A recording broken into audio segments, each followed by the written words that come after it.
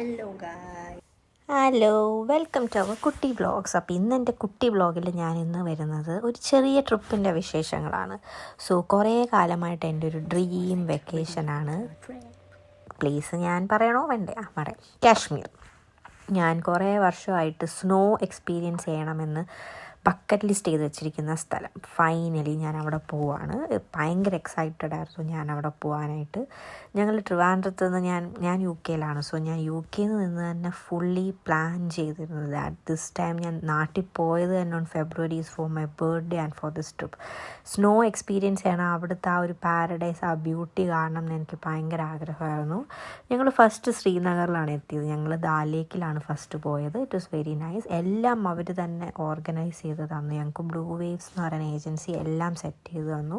അവർ നല്ല ഇതാണ് ചെയ്തത്. ഞങ്ങളെ പിക്ക് ചെയ്യാൻ വന്ന ആസിഫ് എന്ന് പറയുന്ന പുള്ളിയാണ് അടിപൊളിയായിട്ട് എല്ലാ സ്ഥലത്തും ഈച്ച് ആൻഡ് എവറി കോർണറിലും പുള്ളി എല്ലാവരും ഞങ്ങളെ കൊണ്ടുപോയി കാണിച്ചു. ഫസ്റ്റ് ഞങ്ങൾ മുഗൾ ഗാർഡൻസിൽ പോയി ആൻഡ് ദാൽ ലേക്കിൽ പോയി ഫുൾ എക്സ്പ്ലോർ ചെയ്തു. ഭയങ്കര ടയേർഡ് ആയതുകൊണ്ടിട്ട് തിരിച്ച് വീട്ടിൽ വന്നിട്ട് ഫുഡൊക്കെ കഴിച്ച് കിടന്നുറങ്ങി. അപ്പം ഫസ്റ്റ് ഡേ വിശേഷങ്ങൾ ഇച്ചിരി ഉള്ളൂ, കാരണം നമ്മൾ ഉച്ചയ്ക്കാണ് എത്തിയത്.